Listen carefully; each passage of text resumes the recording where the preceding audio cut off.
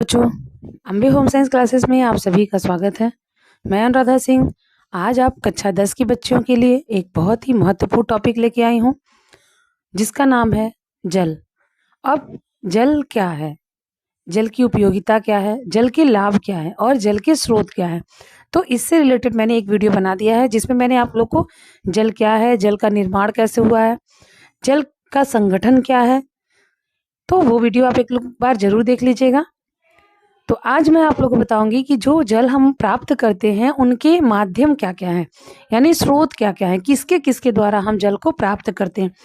जिसमें आपके नदी, तालाब, वर्षा, उसी में आपका आता है सोते या फिर झरने या झील। तो ये थोड़ा सा कंफ्यूजन वाला रहता है बेटा, और यहाँ से जो प्रश्न बनते हैं आपके टीजीटी पीजीटी में, जो भी एंट्रेंस एग्जाम होता है होम साइंस से रिलेटेड, वहाँ सब जगह इससे क्वेश्चन बनते हैं और बच्चे थोड़ा कंफ्यूजन में रहते हैं। बहुत सारे बच्चों को नहीं पता होता है कि सोते क्या होती हैं, झील क्या होती हैं। तो आइए आज मैं आप लोग के कंसेप्ट बिल्कुल क्लियर कर दूंगी कि आपके सोते और झील क्या हैं। ठीक बेटा, तो चलिए हम लोग स्टार्ट करते हैं। माँ सरस्वती को याद करते हुए हम लोग अपनी पढ़ाई स्टार्ट करते हैं। तो सोते और झरने, सबसे पहले जानिए कि सोते और झरनों का निर्माण कैसे होता है। जो सोते होती हैं ये जमीन यानी जो पत्थर होता है, पत्थर को फाड़ के उसके अंदर से जो जल बाहर निकलता है उससे ही सोतों का निर्माण होता है। इसके बाद झील, झील जो होता है ये भी एक प्राकृतिक ही रूप है। इसमें क्या होता है, भंडार किया हुआ जो जल जल होता है वो एक साथ, यानी वर्षा का जो जल होता है, मान लीजिए बारिश बहुत ज्यादा हुई और पहाड़ ऊंचा है, उसके नीचे गड्ढे हैं, तो जो पहाड़ से नीचे जल गिरता है बहुत तेज रफ्तार में, वही हमारा झील कहलाता है। तो आप लोगों को क्लियर हुआ सोते क्या है और झील क्या है। तो जो सोते होता है बेटा, ये सोते विश्व के अनेक क्षेत्रों में लोग इन्हीं सोतों के द्वारा अपने दिनचर्या को, यानी अपने जीवन में जितने भी कार्य जल से संबंधित करते हैं वो इसी सोतों के जल से ही करते हैं। क्योंकि जो पहाड़ी क्षेत्रों में रहते हैं या फिर ऐसे जगह पे रहते हैं जहाँ पे आपके नलकूप, इसके बाद समरसेबुल, ये सारी सुविधाएं नहीं हो पाती है, वहां पर लोग सोते और झरनों के द्वारा ही अपने जल प्राप्ति का माध्यम बनाते हैं। तो सोती जो होती है बेटा, इसका जो जल होता है ये जल लवण युक्त होता है और कभी कभी कहीं कहीं का ये जल गर्म भी होता है। जैसे आप सब जानते होंगे जो 4 धाम की यात्रा है, वहां बेटा एक ऐसा कुआं है, एक ऐसा तालाब है जहां पर ऐसा कहा जाता है, मैं तो गई नहीं हूँ बेटा लेकिन मैं सुनी हूँ, और जहां तक ये सत्य भी है कि वहां आप चावल की पोटली बना करके उसमें थोड़े टाइम के लिए डाल दीजिए, वो चावल अपने आप पक जाता है। मतलब वहां की जो सोते हैं, वहां का जो जल है वो जल बहुत गर्म होता है, और कहीं कहीं के जल ऐसे होते हैं कि जो बहुत ठंडे होते हैं। तो सोते या फिर झील आपको अलग अलग तरह के देखने को मिलते हैं। ऐसा ही एक हमारे देहरादून में भी सोते हैं जहां पर गंधक युक्त जल पाए जाते हैं। और ये गंधक युक्त, थोड़ा सा ध्यान दीजिएगा आप लोग, यहाँ पे है कुछ सोतों के जो जल होते हैं वो गंधक की पर्याप्त मात्रा में घुलनशील अवस्था में उपस्थित होती है। ये लाइन थोड़ा सा अंडरलाइन कर लीजिएगा या फिर आप लोग नोट डाउन कर लीजिएगा। जो बच्चे यहाँ पे टीजीटी या फिर एलटी की तैयारी कर रहे हैं वो बच्चे जरूर देखेंगे बेटा कि प्रश्न ये बनता है कि सोतों के जल में कौन सा ऐसा लवण घुलित अवस्था में पाया जाता है। तो आप इसे देखिएगा गंधक। बेटा आप यूथ का जब प्रैक्टिस सेट करेंगे ना तो वहां पे आपको ये क्वेश्चन मिलेगा। तो इसलिए देखिए, आप बड़ी बड़ी किताबें, बहुत मोटी मोटी किताबें, बहुत सारे राइटर की बुक पढ़ते हैं, लेकिन कभी भी आप लोग बेस नहीं पढ़ते हो बेटा। आप 6 से लेकर के 12 तक का पूरा सिलेबस अच्छे से तैयार करिए। टीजीटी पीजीटी एलटी ग्रेड की परीक्षा क्या होती है बेटा, जो टीजीटी होता है, जो एलटी ग्रेड होता है, वो आपके 10th तक के ही बच्चों को पढ़ाया जाता है ना। तो हम क्यों इतना हायर में भागते हैं। आप बच्चे बहुत ज्यादा आगे चले जाते हो, बहुत मोटी मोटी किताबें पढ़ते हो, जब आप बेस कंसेप्ट क्लियर नहीं करोगे अपना, तो आपकी पढ़ाई जो आगे आप करते हो बेटा उसमें चीजें समझ में नहीं आती हैं। ठीक है, तो ये चीज को आप अंडरलाइन कर लीजिएगा या फिर आप नोट डाउन जरूर कर लीजिएगा। जल में, यानी जो सोते होते हैं उनके जल में आपके गंधक नामक लवण घुलनशील अवस्था में पाया जाता है। और देहरादून एक ऐसा स्थान है जहां पर, अब मान लीजिए यही प्रश्न आपके एलटी में बन जाए कि गंधक युक्त जल या फिर देहरादून में कौन सा जल, जो सोते होती है देहरादून की जो सोते हैं वहां पर कौन से जल पाए जाते हैं, तो आप जब पढ़े रहेंगे तो आसानी से बता देंगे, गंधक युक्त जल। आप सबको सोते समझ में आया? तो ये जो सोते होते हैं ये भी हमारी प्राकृतिक रूप से ही होती है, ये भी प्रकृति के द्वारा ही हमें प्राप्त होती है। इनका जो जल होता है वो बहुत ही मीठा और बहुत ही लाभकारी होता है, लेकिन कभी-कभी ऐसा होता है जो हमारे लिए लाभकारी नहीं होता है। तो सबसे पहले उनके जल को हमें जाँचना चाहिए। और शुद्ध जल की पहचान क्या है? आप अपने साइंस में भी पढ़े होंगे, शुद्ध जल की पहचान क्या है? शुद्ध जल जो होता है आपका रंगहीन, गंधहीन और स्वादहीन होता है। ठीक है बेटा? शुद्ध जल कैसा होता है? रंगहीन, गंधहीन और स्वादहीन। यानी कोई रंग नहीं होता है, कोई गंध नहीं होता और ना ही उसका कोई स्वाद होता है। तो जो जल होता है बेटा, सबसे पहले उसके गुणों को हमें जाँचना चाहिए कि जो हम सोतों द्वारा जल प्राप्त कर रहे हैं, क्या वो जल आपके लिए लाभकारी है? क्या उसमें किसी प्रकार के घुलित या अघुलित अशुद्धियाँ तो नहीं हैं? अगर ऐसा कुछ मिलता है तो आपको ऐसे जल का प्रयोग नहीं करना चाहिए। ऐसे जल का प्रयोग करने से पहले आपको उस जल को पहले 100 डिग्री टेम्परेचर पे उसे खौलाना चाहिए। उसके बाद ठंडा करने के बाद उसे किसी कॉटन के कपड़े में छान कर फिर उसका पानी हमें प्रयोग करना चाहिए, क्योंकि जल जो होता है बेटा, ये हमें बहुत सारी हानिकारक बीमारियाँ देती है। जल हमारे सीधे पाचन तंत्र को प्रभावित करता है, जैसे हैजा, टाइफाइड, पेचिस, अतिसार, पीलिया, ये सारी बीमारियाँ जो होती हैं बेटा, ये दूषित जल के द्वारा ही होती हैं। अब इसके बाद आपका नेक्स्ट है झील। तो जैसे हमने सोत या झरने देखे हैं, वैसे ही हमारा झील भी है। झील लेकिन थोड़ा अलग होता है। ये झील जो होता है बेटा, ऐसा स्थान होता है जहाँ पे वर्षा का पानी एकत्रित हो जाता है, या कभी-कभी ऐसी होती है प्राकृतिक आपदा होती है, बहुत ज़्यादा वर्षा होती है तो पानी जो होता है बहुत तेज के बहाव में जाता है, और कभी-कभी पानी की वजह से नीचे बहुत कटान हो जाता है। तो बहुत ऊँचाई से जब पानी नीचे को गिरता है, तो वही हमारा झील कहलाता है। जहाँ बच्चे बहुत प्रेम से जाते हैं स्नान करने के लिए, और कभी-कभी सेल्फी के चक्कर में वहाँ दुर्घटना भी हो जाती है। ठीक है? तो आप लोग को झील और झरना समझ में आया? तो ये भी तालाब के जल से ही मिलता-जुलता होता है। तालाब के जल जो बहता हुआ नदी होता है, अगर वो बहुत दूरी तक बहता जाता है और कहीं भी ऊँचा-नीचा रहता है, तो जब ऊँचाई से नीचे गिरता है तो बहुत तेज़ रफ़्तार में गिरता है, और ऐसे ही तेज़ रफ़्तार में गिरते हुए जल से हम विद्युत बिजली तैयार करते हैं। ठीक है? तो झीलें 2 प्रकार की होती हैं, प्राकृतिक झीलें और कृत्रिम झीलें। अब प्राकृतिक झीलें कौन-सी होती है? प्राकृतिक झीलें जैसे जो प्रकृति के द्वारा हमें प्राप्त होती है, वो हमारी प्राकृतिक झीलें हैं। इन झीलों का निर्माण प्रकृति द्वारा होता है, ना कि मनुष्यों के द्वारा। इनका जल कभी भी नहीं सूखता, क्योंकि इन झीलों में जल पृथ्वी के अंदर से निकलता रहता है, जैसे नैनी तथा डल झील आदि। दूसरा है बेटा आपका कृत्रिम झील। ठीक है, क्या है कृत्रिम झील? इन झीलों का जो निर्माण होता है, ये मनुष्य द्वारा किया जाता है, और झीलें ऐसे जगह बनाई जाती हैं जहाँ भूमि 3 ओर से पहाड़ियों से घिरी होती है, यानी आपकी जो भूमि है वो तीनों तरफ से पहाड़ों से घिरी रहे।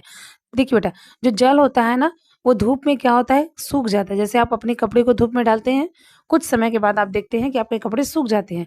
उसमें का जो जल होता है वो वाष्प के रूप में निकल जाता है।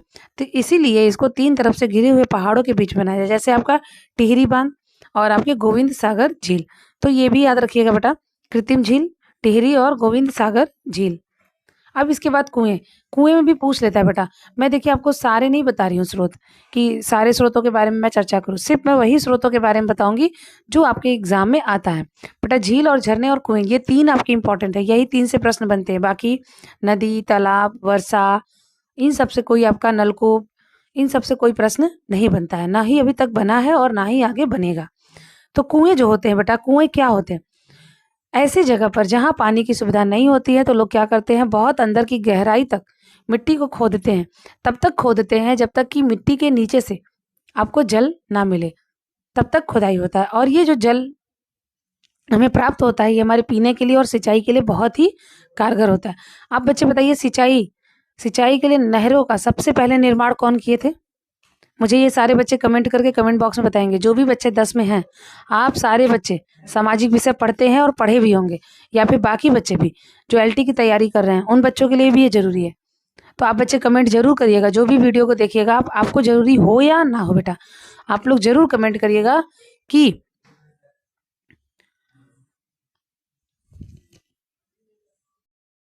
सिंचाई के लिए कुओं का निर्माण या फिर नहरों का निर्माण किसने करवाया था? ठीक है?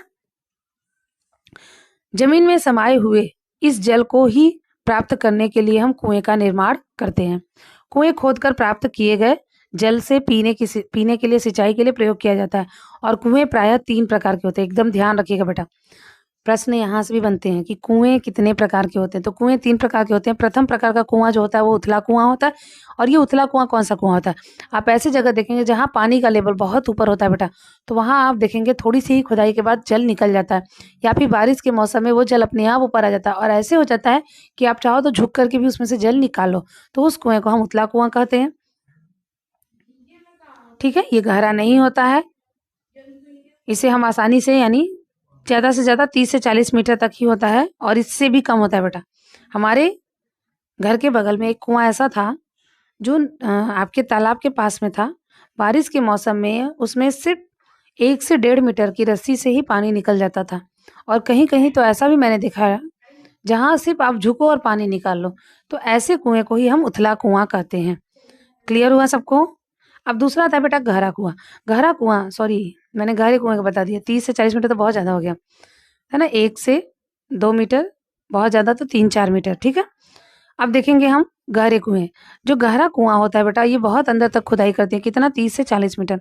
और इस कुएं का जो जल होता है वो बहुत स्वच्छ और शुद्ध होता है।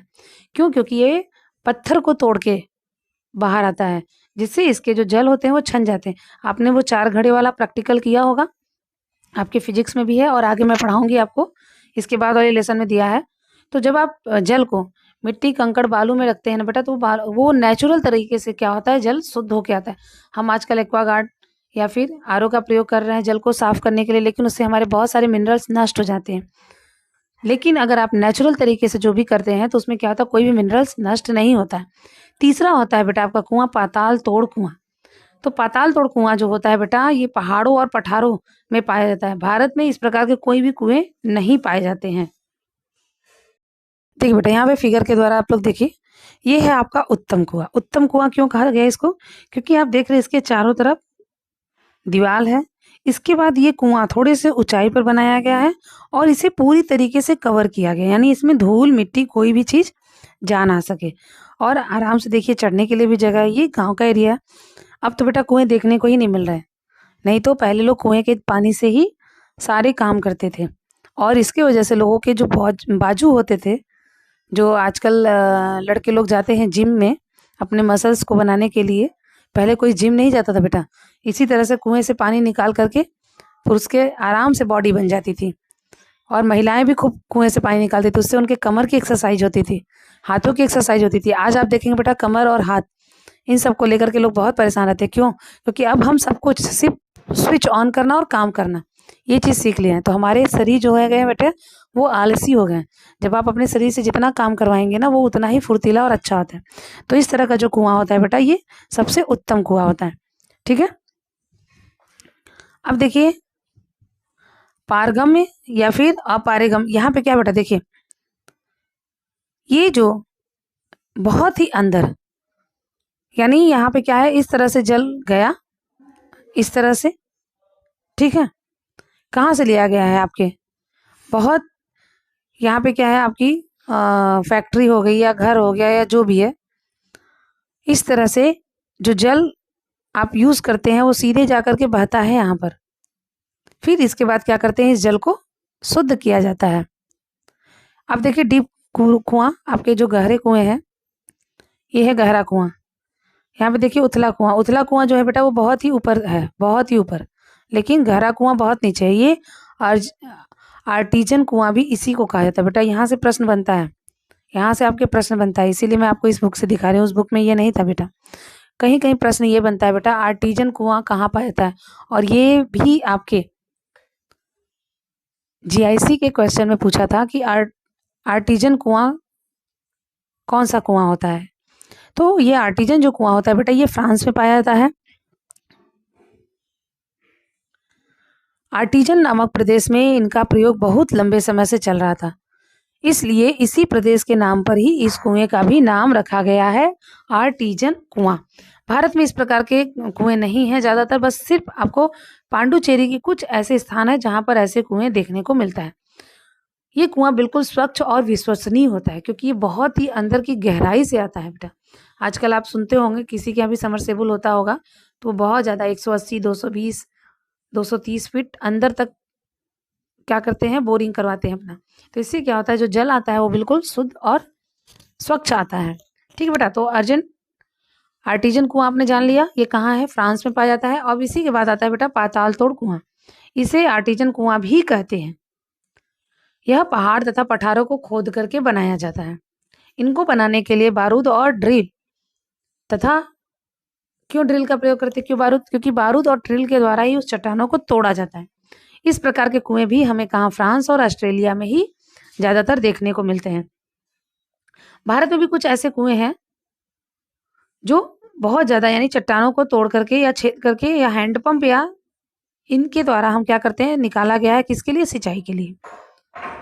और बड़ी बड़ी मशीनें होती हैं बेटा जो बिजली के द्वारा क्या करते हैं, वहां पे छेद किया जाता है, जिसके द्वारा वो पानी, जो जल है, वो आपको आसानी से मिल जाए। हमने जल के स्रोत देख लिए, यानी आपको जल कहाँ कहाँ से प्राप्त होता है। अब आपका आता है इंपॉर्टेंट चीज, शुद्ध जल। ये प्रश्न बेटा अगर आप ये लेसन तैयार कर लेते हैं तो आपका साइंस का भी एक लेसन पूरी तरीके से कंप्लीट हो जाएगा और आप वहां भी आराम से 4 से 5 नंबर पा लेंगे। ठीक है, तो सारे बच्चे ध्यान से देखेंगे। आपके शुद्ध जल क्या है, सबसे पहले तो यही पूछता है बेटा, शुद्ध जल की पहचान। शुद्ध जल कैसा होता है, तो शुद्ध जल आपका रंगहीन, गंधहीन और स्वादहीन होता है। जल जो होता है वो मानव के मलमूत्र या पशुओं द्वारा दूषित न किया गया हो, वही जल हमारा क्या कहलाता है, शुद्ध जल। जल क्षारीय हो तथा प्राकृतिक हो, उसमें अम्ल नहीं होना चाहिए। आप जानते हैं बेटा क्षारीय और अम्लीय क्या होता है, आपका पीएच जो स्केल होता है वो 14 नंबर का होता है, जिसमें 7 उदासीन होता है, 7 से कम यानी 7 से 1 आपका अम्लीय होता है और 7 से 14 जो होता है वो क्षारीय होता है। ठीक है, उसमें रासायनिक पदार्थ निर्धारित सीमा से अधिक ना हो। रासायनिक पदार्थों का अधिक सीमा में होना स्वास्थ्य को हानि पहुंचाता है। इसके बाद है शुद्ध जल स्वच्छ तथा पारदर्शी होता है और यह चमकीला होता है। आप देखते होंगे बेटा शुद्ध जल की एक भी बूंद होती है, आप जैसे सुबह उठते हैं, ज्यादातर ठंड के मौसम में आप देखते हैं ओस जो गिरता है बेटा, अगर उस पर सूर्य की रोशनी पड़ती है तो बहुत अच्छा चमकता है, यानी इतनी सुंदर चमक आती है जैसे लगता है कि कहीं मोती है, मोती की चमक दिखती है। तो शुद्ध जल जो होता है बेटा वो बहुत ज्यादा पारदर्शी, पारदर्शी का मतलब आप चीजों को आर पार करके देख सकते हैं। अब अपने हथेली पे जल को लीजिए, आपको हथेली की पूरी रेखाएं दिखती हैं, ऐसे ही जल को हम क्या बोलते हैं, शुद्ध जल। शुद्ध जल की समस्या, बड़े बड़े नगरों में बेटा शुद्ध जल को प्राप्त करना बहुत मुश्किल हो गया, जैसे हमारा दिल्ली शहर, वहां पे आपको शुद्ध जल मिलना बहुत ही मुश्किल है। यहाँ वहां की यमुना नदी बिल्कुल दूषित है, उस यमुना नदी में आप कभी सोच भी नहीं सकते कि मैं जाकर के स्नान कर लूं। यहाँ जल कल विभाग पहले जल को शुद्ध करते हैं, उसके बाद फिर बड़ी बड़ी टंकियों में पाइप द्वारा एकत्र करते हैं, फिर टंकियों में भरकर पाइपों के द्वारा इसका क्या करते हैं, वितरण करते हैं। और इसी से देखिए एक प्रश्न बना था बेटा 2021 में पीजीटी में, किस जो आपके शहरी क्षेत्र हैं वहां पर किस विधि के द्वारा, आपके वृक्ष विधि दिया था वहां पर कि किस विधि के द्वारा जल को पहुंचाया जाता है, तो वृक्ष विधि। ठीक है, तो प्रश्न बेटा यही सबसे होते हैं, कहीं दूर से नहीं आते हैं। परंतु समस्या छोटे छोटे देहाती क्षेत्रों में होता है जहां जल प्राप्त तो कर लेते हैं परंतु उसका शुद्धिकरण नहीं होता है, क्योंकि गांव के लिए और छोटे जगहों के लिए कोई विशेष ध्यान देता नहीं है। ऐसा भी देखा गया है कि कभी कभी पृथ्वी के अंदर का जो जल होता है वो भी अशुद्ध हो जाता है। क्यों, अभी आपने देखा था ना, गंधक पाया जाता है, कुछ अशुद्धियां पाई जाती हैं। अशुद्धियां भाई 2 प्रकार की होती है, जल में अशुद्धियां 2 प्रकार की होती है, एक तो घुलित होती है और एक अघुलित होती है। ठीक है, अब हम देखेंगे अशुद्ध जल। अशुद्ध जल विपरीत आपका हो जाएगा, शुद्ध जल का विपरीत हो जाएगा। आपका अशुद्ध जल कैसा होता है, इस जल में उत्तम विलायक होते हैं जो प्रत्येक पदार्थ को शीघ्र ही घुल जाता है। इसी गुण के कारण जल अनेक लवणों को अपने में घोल लेता है, जिसके कारण जल क्या हो जाता है, अशुद्ध हो जाता है। उसमें शुद्ध जल वाले कोई गुण नहीं रह जाते, इसलिए उसे अशुद्ध जल कहा जाता है। अशुद्ध जल का स्वास्थ्य पर बहुत बुरा प्रभाव पड़ता है।